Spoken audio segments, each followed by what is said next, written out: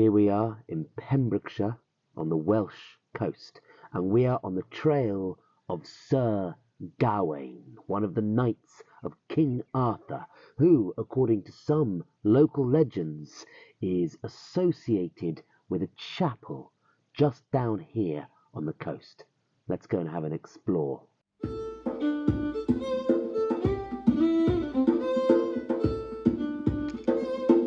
So here we are in Wales, a land steeped in Arthurian mythos. We're here in the van and we've been following the trail of this folklore, and it's led us here to a chapel. It's called Saint Govan's Chapel. Saint Govan, legendary figure, but was supposedly a hermit in the 6th century in what historians used to call the Dark Ages. This, my friends, is King Arthur's Britain. Now, some people today link Saint Govan to Sir Gawain, the Knight of the Round Table, who in Wales is called Gwelach Mai, the Hawk of May. So I'm going to go on a walk now and show you Govan's Chapel just down here and tell you the story of Govan, which is a very interesting tale involving angels battling pirates, and then we're going to explore how this links into Arthurian mythology, possibly, and talk a bit more about Sir Gawain. Let's go on and explore.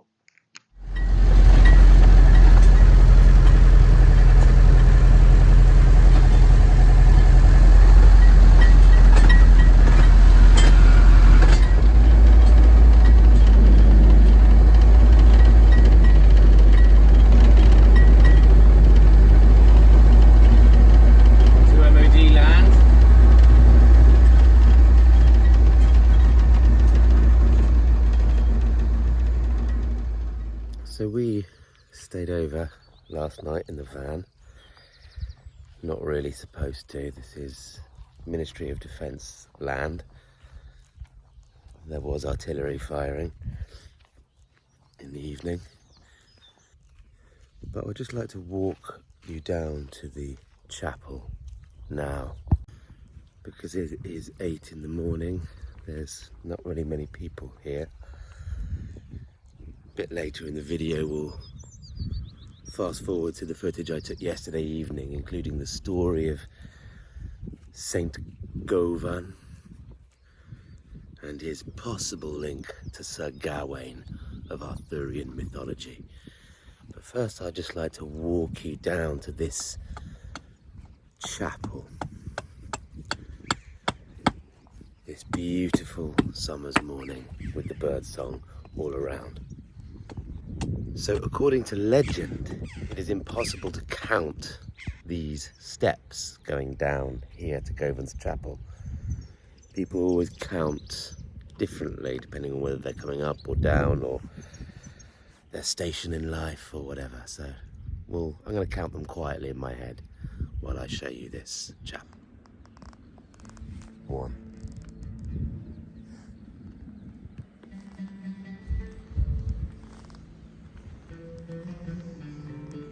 57, 58, 59, 60, 61.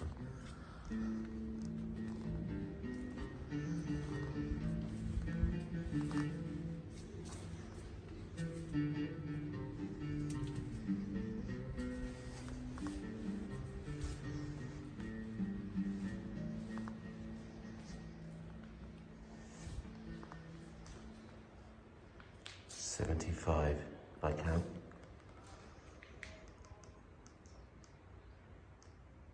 This is Govan's Chapel.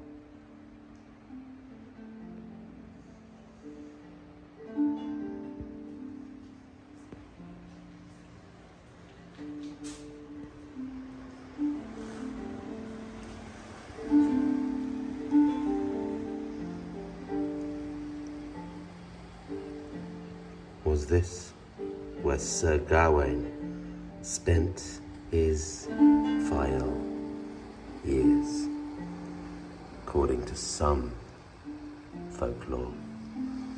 It is. So the hermit who lived here, let's call him Govan, would have had a well in here for fresh water, a little alcove here for his candles, or perhaps an icon, the altar here, window so we could get a nice view, another window up there, look, let the light in, and if we look here, look, this is probably the core of the original 6th century hermitage. So this would be where the hermit Govan would have originally dwelt. This rock is important in the folklore of Govan, as you will hear in a minute, as is this cleft in the rock here.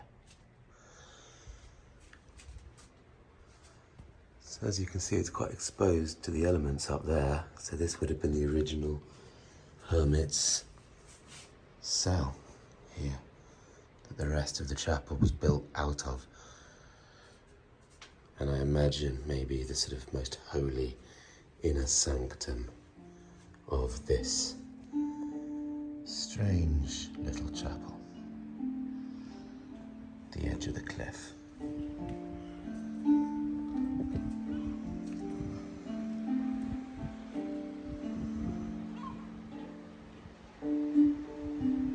Imagine the peace here when you come out every morning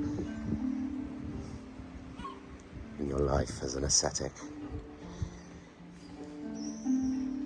Down here, look, that used to be another well, fresh water coming up there.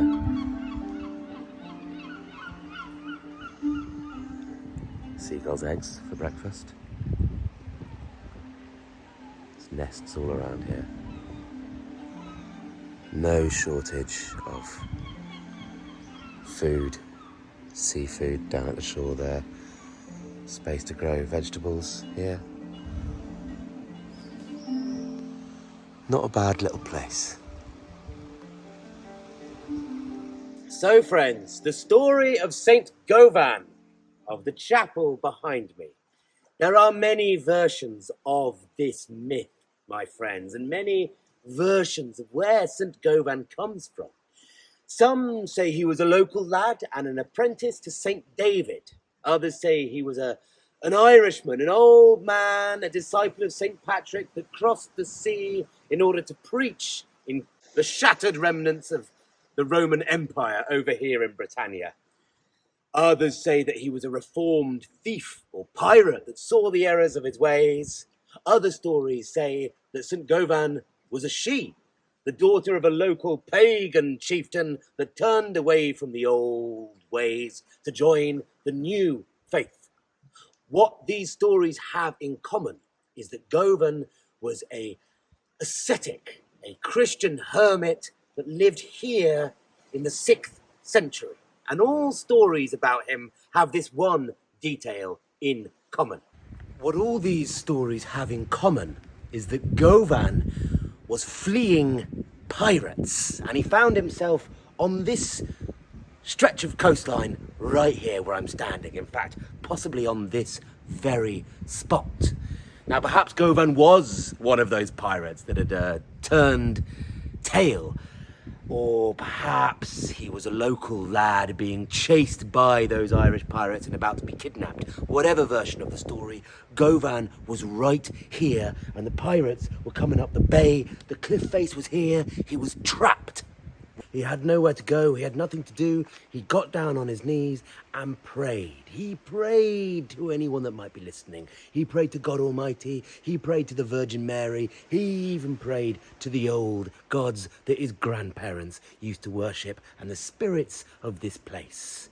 And something listened, because as he prayed, in the cliff face above him, a fissure of rock opened up and created a little snug, a little crack in the cliff face that Govan could just squeeze into like that. And then, to his awe and fear, the rock sealed up around him, just leaving a little peephole so he could breathe and see. the pirates came up here and they didn't know where Govan had gone. Their quarry had disappeared. Had he climbed up? Had he been sucked off into heaven? He was gone. Eventually, they gave up looking and went back to their ships and sailed away. Then, to Govan's relief and amazement, the rock face opened again and allowed him to slither out. It still left an impression of his ribs and head inside the cliff face, and you can still see that to this day. It's just through that door in a little cave in there. This here is the cleft in the rock where Govan, I should say, hid. And you can see here in this rock, you can see the mark, according to legend, where Govan's ribs made in the rock face here. So when the rock sealed around him, so he's squeezed in that hole there. And these markings are where Govan's ribs made an impression on the rock. Amazing how folklore and geology intersect.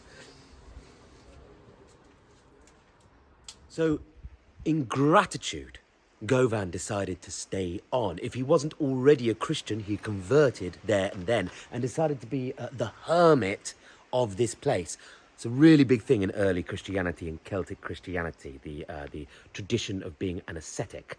The Celtic Christians took this from the Desert Fathers, possibly the early sort of esoteric Christians, or maybe they also borrowed it from earlier pre-Christian British religion, the Celtic polytheism and Druidic religion, because you can see a lot of those threads in Celtic Christianity where wise men and holy men like Merlin would go on vision quests alone, just like the Desert Fathers used to go off into the desert. Well, in Britain, people will come to wild, remote places like this to live in solitude, to be closer to God and the great mystery that surrounds us.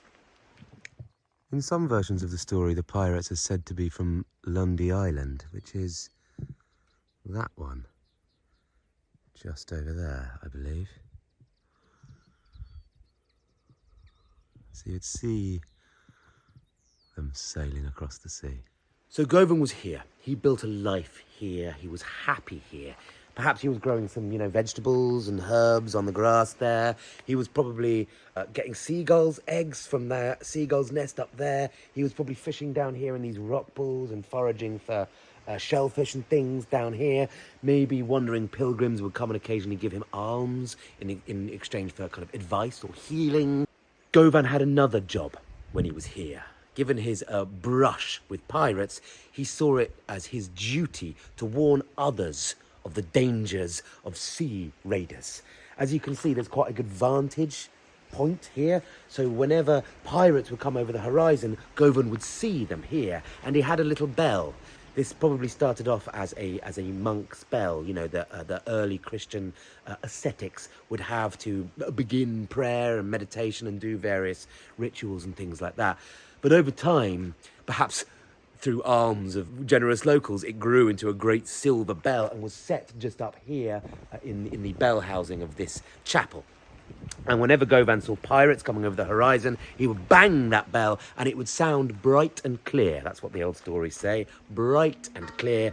And anyone that was farming or droving their sheep or fishing on the coast, or any local inhabitants, it would have been a very wild place here. Not very many inhabitants, but there would have been some. They would hear this bell and they would flee inland or hide their belongings and families. And the pirates would come ashore and find nothing of worth stealing. But one day they came aboard and they did find Govan's bell, and they nicked that, either through pettiness and revenge or because it was the only precious metal worth stealing around here. Govan returned to his chapel. Maybe he'd been hiding up there, or maybe he'd been concealed in the cliff face again, like the first time, and found his bell missing. And again, he prayed to the spirits, the great mysteries, God and the Virgin, and the old gods of this place. And the sky opened and angels descended. Govan summoned angels, and they flew out across the bay. Oh! and descended upon that pirate ship, and then angels did battle with pirates. How's that for an image? Angels versus pirates. That should be a Marvel franchise. The pirate ship was consumed in celestial fire. The pirates were turned into dolphins or seals. I made that bit up. And the bell, clunk, clunk, clunk, clunk, clunk, clunk, sunk to the very bottom of the sea. But the angels, carried it aloft and flew it back here and replaced it, not in the bell housing of the chapel, but in that rock there, that bell-shaped rock, the other side of the chapel. They encased it in that stone, according to legend. Some legends say it's one of these other stones. There's quite a lot of bell-shaped rocks around here. But according to legend, when it sounded inside the rock, because it was kind of encased, it made an even louder sound. You work the physics out on that one. Ding! I don't know how Govan banged it after that. Maybe he threw rocks at it, but it made this huge sound, and everyone in the whole region knew pirates were coming after that. Well done, Saint Govan. So that's the story of the Christian, Celtic Christian, hermetic saint who lived right here behind me, called Saint Govan. So this here, said to contain Govan's bell, encased in that rock after the angels rescued it from the pirate ship or from the bottom of the sea there and hoisted it aloft and deposited it there in this rock. And here again is the other side of that bell-shaped rock, inside the chapel, inside the Holy of Holies, next to Govan's little cave. If I was a hermit, wouldn't mind living here. It's quite nice. You've got a bit of grass to grow your leeks on and your herbs. Sure, Govan grew a few vegetables. I'm sure he would have scrambled up the rocks here to get seagulls' eggs. Probably would have done a bit of fishing down there, I'm sure. Maybe he subsisted on a bit of charity from the local population. I'm sure the occasional wandering pilgrim would come and see him to receive a blessing from the holy man that lived on this cliff face.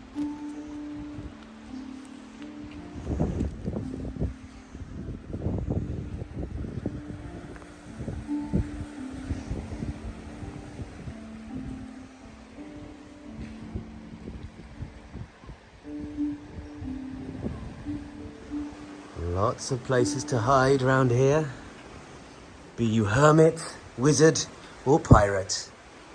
Celtic Christianity is quite a, I guess, liminal form of Christianity. Still connected to the old faith, Celtic polytheism or druidry, whatever you like to call it. But water, incredibly important in Celtic Christianity and pre-Christian religions of these islands. You can kind of feel the liminality of this place.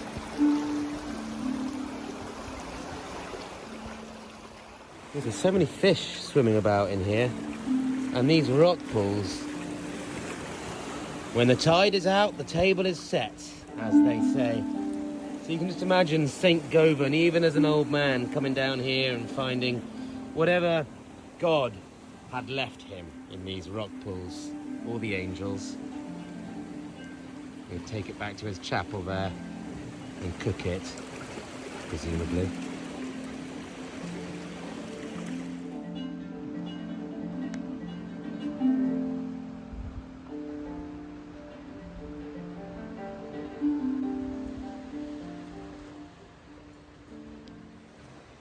So this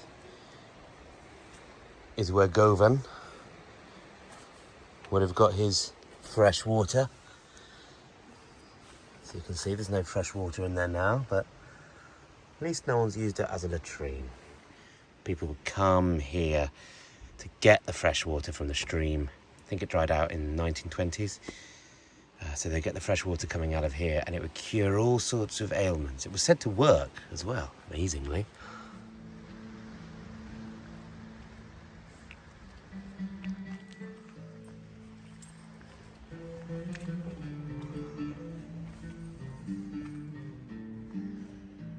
So just a bit about the history of this chapel. This is a 6th century chapel, or the earliest part of it is 6th century. It was a hermit's residence in that time.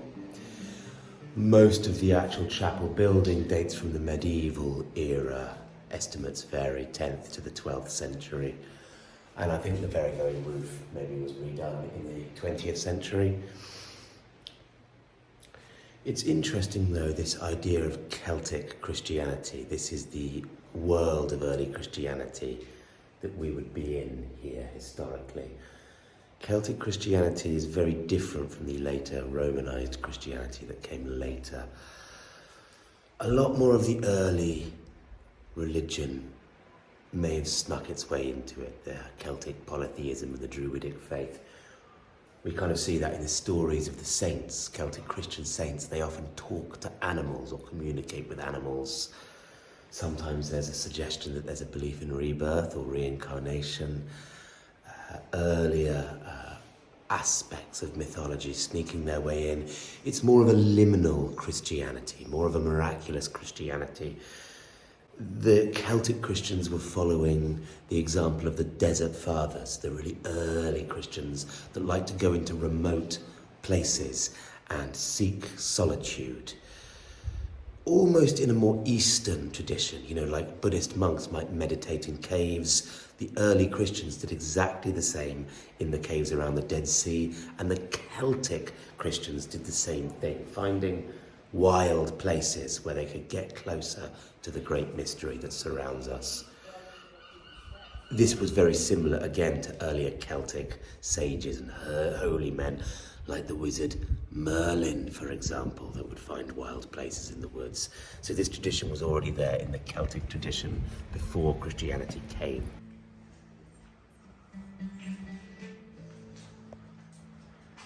Five, 66, 67, 68, 69, 70, 71, 72, 73 steps on the way up.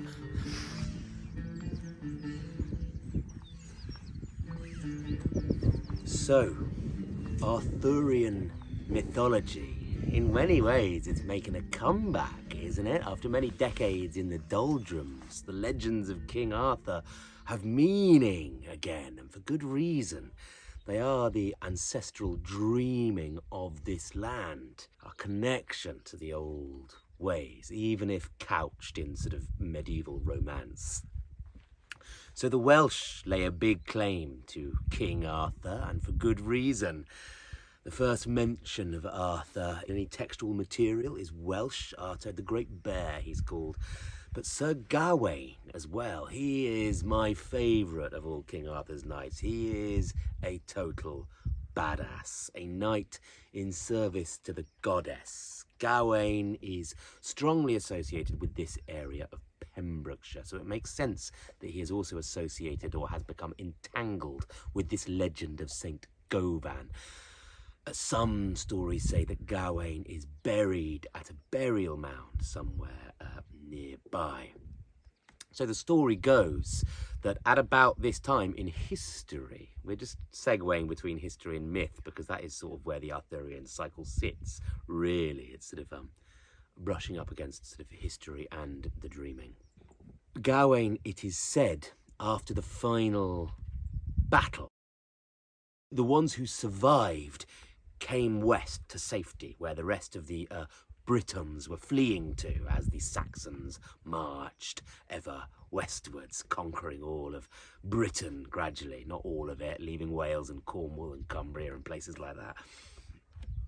So Gawain survived the great battle, the final battle. Arthur was mortally wounded and went back beneath the hill in Avalon, according to some stories, Glastonbury Tor. But Gawain fled west, and as Roman Britannia sort of collapsed, as King Arthur's empire sort of collapsed into all these petty, squabbling Saxon and British kingdoms, Gawain just got out of it all. He fled and lived out the rest of his life in solitude here and called himself Govan. He was in disguise, lived out his last decades Timing-wise, if you're interested in historical timelines, you might not be. We are dealing with myth and folklore here. We don't need to be rooted in history.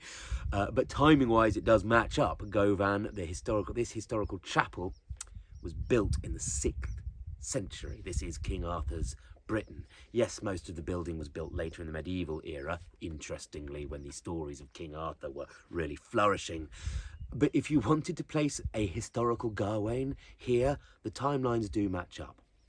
It's almost like Obi-Wan Kenobi fleeing to Tatooine and calling himself Ben Kenobi. Sir Gawain, arguably the greatest of King Arthur's knights, living out his life as a simple hermit. This follows so many Celtic folk tales. It's almost the part of the hero's journey, if you will, part of the journey of life. You end it in simplicity and solitude, being closer to the great mystery.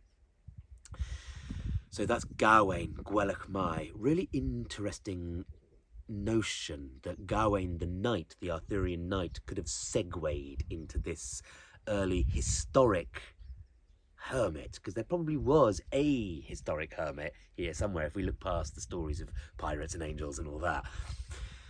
That's interesting because Gawain's origins, as I've said on this channel before, was probably some sort of solar deity, a solar hero. In some of the old stories, like in Gawain and the Green Knight that I've told on this channel, Gawain's strength waxes with the rising sun and wanes when it sets. The sun is setting now, so Gawain's strength would literally be waning. He would be getting weaker, just like a solar hero, just like the Irish hero Cuchulainn, who Gawain is sometimes equated with, also has this solar feature. Gawain's name in Welsh is Gwelach Mai, the hawk of May. The hawk, hawks and falcons, they're always solar symbols. So this whole idea of a solar deity that goes through a whole cycle, beginning in obscurity, rising to great fame and success in winning the Grail, the great prize, physical and mystical prize, the Grail, and then sinking again into obscurity, living out his life as a hermit. Again, it's got this solar cycle to it. So it makes sense to me that Govan is Sir Gawain, and this wonderful linking of history and local folklore and mythology and pre-Christian religion. Anyway, that's just the sort of things I like to think about when I'm exploring Welsh hills and chapels. So what do you think, my friends, about this idea that Gawain could have been, in the earliest times, some sort of semi-divine solar hero? In the Iron Age, perhaps, before segueing into a Dark Age supernatural hero of great power, the Hawk of May, before becoming a medieval chivalric knight in the romantic tales of King Arthur in the High Middle Ages, before finally, perhaps, becoming a Celtic Christian hermit and figure of local folklore. So before we end the video, I'd like to take you on a little walk around the surrounding area. I'd like to show you the cliffs and St Govan's Head and show you something I found earlier, which is quite interesting. So this is St Govan's Head here. This cliff face right here. The chapel's just down there.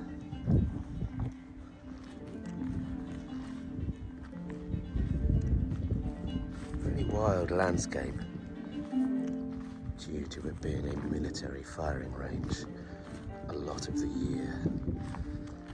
Not right now, I hope. You stay away from that edge, boy. Come on. Good boy. Yes, you know, don't you? So, I would like to show you guys a curious structure which I encountered yesterday evening when I was walking here as the sun was setting over this sea. It's astonishingly beautiful, and no one was here, and I came across this curious rock formation, clearly man-made.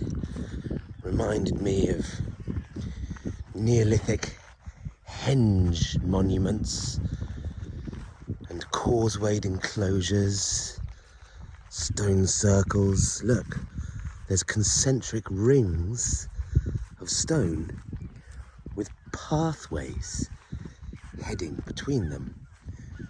What do you think this is? Is this some solar monument connected to the solar hero that is Gawain, perhaps? It's a circle, a huge circle. Look, all of these stones have been put here, haven't they, Nero? Look at these causeways like that. So let me know in the comments section what you think this is. Could this be?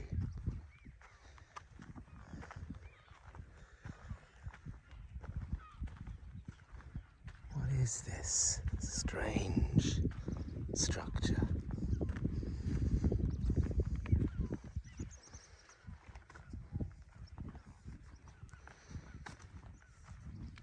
Well, here's a clue. Look. Let me know in the comments section below what structure do you think this is? What could it be? You ready? It is, of course, a target made on the ground in modern times for the artillery to fire at. Here it is on Google Earth. Only figured that out when I looked at it on Google Earth and saw that it was a perfect target shape, a crosshairs. It is interesting though, because it does have a does seem like a solar symbol, which is interesting given the association of Gawain with this chapel just here. Big crater here, look. Massive piece of ordnance. And just before we return to Govan's chapel, I just want to show you this beautiful little inlet down here. This is New Quay, and isn't that just a perfect little inlet for a smuggling vessel or a pirate ship? Amazing. Little cut in there. There's a little hidden sandy beach just down there. Pathway going down. So given the pirates later in this story, just wanted to show you this little hidden cove.